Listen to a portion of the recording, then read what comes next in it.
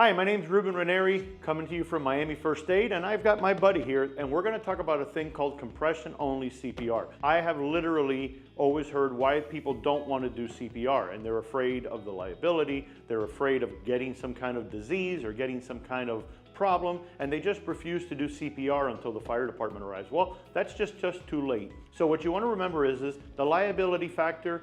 You have the Good Samaritan law. As long as you're acting in a good faith and voluntary fashion, you're going to be covered under the Good Samaritan law. As long as the person is on a nice, hard, firm surface like the floor or something solid, all right, compression-only CPR is as simple as this.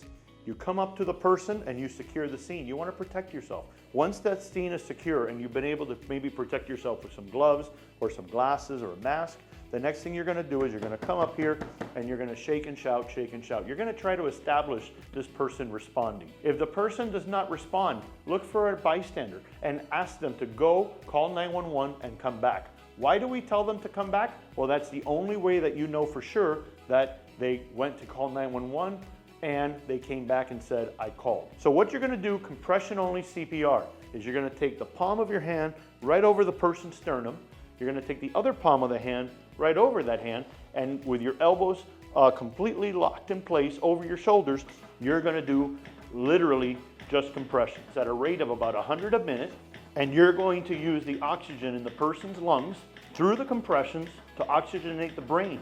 With compression-only CPR, we don't necessarily stop to do the breathing because we've already identified that we're not going to do breathing for whatever the reason, but we are going to continue to do these compressions and we're going to oxygenate the brain through compression-only CPR.